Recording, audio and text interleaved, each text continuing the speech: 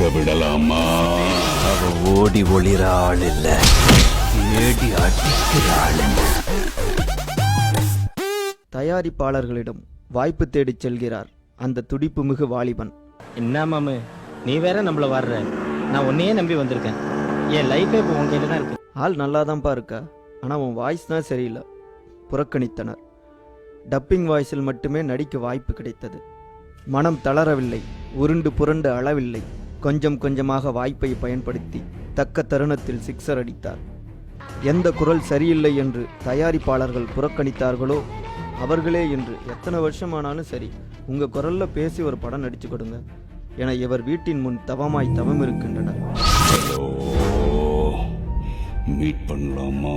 ஆம், தமிழகத்தின் வசீகர குரலாகவும் ரசிகர்களை உசுப்பிவிடும் கம்பீர குரலாகவும் என்ன நான் சொல்றது, இன்று பட்டி தொட்டி எங்கும் தெறிக்க விடலாமா என தாரை தப்பட்டையாய் தெரித்து கொண்டிருக்கும் அந்த குரல் தலையாக உயர்ந்து நிற்கும் அஜித்தின் குரல்.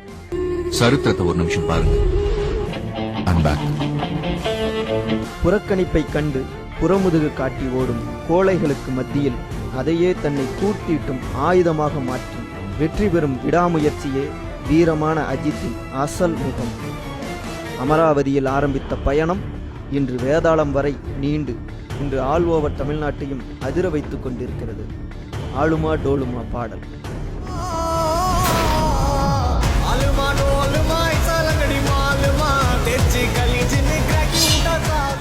சாதாரண குடும்பத்தில் பிறந்த தல தமிழர் நெஞ்சங்களை கொள்ளையடித்திருக்கிறார். சாதி மத அடையாளங்களுக்குள் நின்று கொண்டு காரியம் சாதிப்பவர்களுக்கு மத்தியில் மனுஷனை மனுஷனா மதிக்கணுங்கிறது தான் நம்ம தலையோட பாலிசி. 6 வயது சோறு குழைக்கிற விவசாயிகளோட பயத்தில் அடிக்க ஆரம்பிச்சிட்டேன். எல்லாத்துக்கும் ஒரு எல்லை இருக்கு. மெக்கானிக், கார்மெண்ட்ஸ் தொழில், திரைத்துறை என அவரின் கிராஃபில் அனைத்து தொழிலிலும் அவர் சாதிக்க காரணம் 3 குணங்கள். 1 விடாமுயற்சி, மற்றொன்று நேர்மை, 3 உழைப்பவர்களை மதிப்பது. முடியாது என்ற சொல்லே வீரனின் அகராதியில் கிடையாது என்றே எதையும் முடித்து காட்டும் சாகசக்காரர் Ajith. Bike race, car race என அஜித் செய்த சாகசங்களுக்கு பலன்தான் அவர் முதுகுத்தண்டில் ஏற்பட்டிருக்கும் பல்வேறு அறுவை சிகிச்சைகள். நம்ம அஜித்தோட அட்டகாசமான ஆட்டிடியூட் என்னன்னா, எல்லாரும் பெருசாக நினச்சிக்கிட்டு இருக்க விஷயத்த சாதாரணமாக கடந்து போவார்.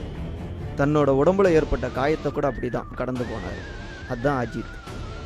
ஆசை, காதல் கோட்டை, காதல் மன்னன் என மெல்லிய நாயகனிலிருந்து ஆக்சனுக்கு கீரை மாற்றி தனது வண்டியை முறுக்கினார்.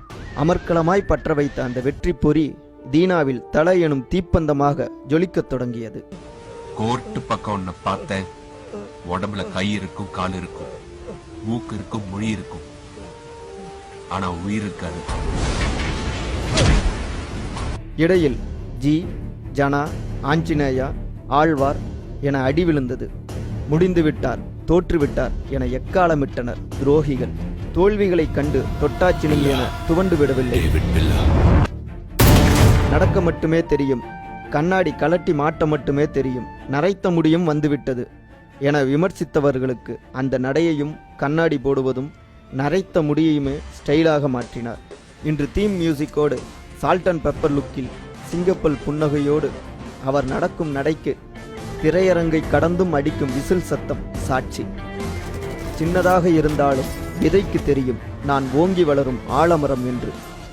அப்படி துரோகிகளுக்கு வெற்றியின் மூலமே பதிலடி தந்த ஆலமரம் அஜித். சினிமாவில் மாஸ் என்றால் நிஜ வாழ்க்கையில் காதல் மனைவி சாலினியும் 2 குழந்தைகளின் முன்பும் அஜித் ஒரு குழந்தையாகவே மாறிவிடுவார்.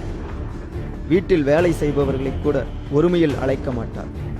சிறியவர் பெரியவர் யார் வீட்டிற்கு வந்தாலும் எழுந்து நின்று வரவேற்றும் விடைபெறும் போது வாசல் வரை சென்று வழி அனுப்புவதும் அஜித் என்றும் செய்ய தவறாத நல்ல பழக்கங்கள். சக நடிகர்களை வீட்டிற்கு அழைத்து பிரியாணி சமைத்து தருவது மட்டுமல்ல, வீட்டில் பணிபுரியும் தொழிலாளர்கள் அனைவருக்கும் மணக்க மணக்க பிரியாணி செய்து இவரே பரிமாறி அசத்துவதும் இவரின் தனி ஸ்டைல்தான். தான் செய்யும் உதவிகளை விளம்பரப்படுத்தாத எளிமையானவர். ஒருமுறை தன்னுடன் பணிபுரியும் பணியாளரின் குழந்தைக்கு உடல்நிலை சரியில்லாமல் போக தன் காரிலேயே அழைத்து கொண்டு மருத்துவமனை சென்று சிகிச்சை கொடுத்துவிட்டு திரும்பியவர் அஜித். ஒருமுறை குஷி பாடல் வெளியீட்டில் ராஜாவின் பார்வையிலே படத்தின் போது எனக்கும் சேர்த்து அம்மா சோறு கொண்டு வந்து கொடுப்பாங்க. அந்த தாய் அன்புக்காக நிச்சயமா இந்த படம் ஓடும் என சோபா சந்திரசேகரை கண்டு உருகியதும், என் நண்பன் படத்தை திரையில் ஓடவிடுங்கள் என மங்காத்தாவில் காவலன் பட காட்சி ஓடவிட்டு அழகு பார்த்தவர் தல. இளைய தளபதி விஜயும் அதற்கேற்ப தல படத்தை ஓப்பனாகவே பலமுறை பாராட்டியிருக்கிறார். இவர்கள் இருவரின் அன்பும் நட்புக்கு சாட்சி. பெயர் புகழ் வந்ததும் ஒளிவட்டத்தோடு சுற்றி கொண்டிருப்பவர்கள் மத்தியில் எளிமையாக இருப்பதே அஜித்தின் தனித்துவம். பைக் ரைடர், கார் ரேசர், புகைப்பட கலைஞர், ஹெலிகாப்டர் செய்தவர் என பன்முக ஆளுமை கொண்டவர் அஜித். வென்றவர்கள் பக்கம் ஈக்கலாக சுற்றும் போலிகளுக்கு மத்தியில் தோற்றவன் பக்கம் நிற்கும் உந்து சக்தி அஜித். அஜித் என்றால் மாஸ்.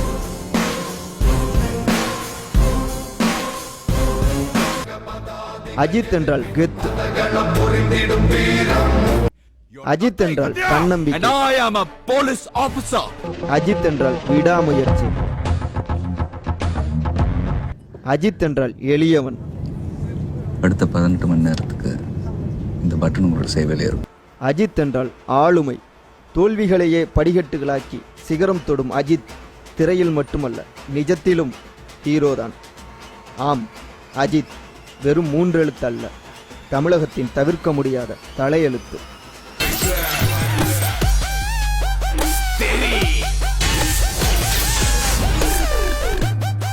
தெரிக்க விடலாம்.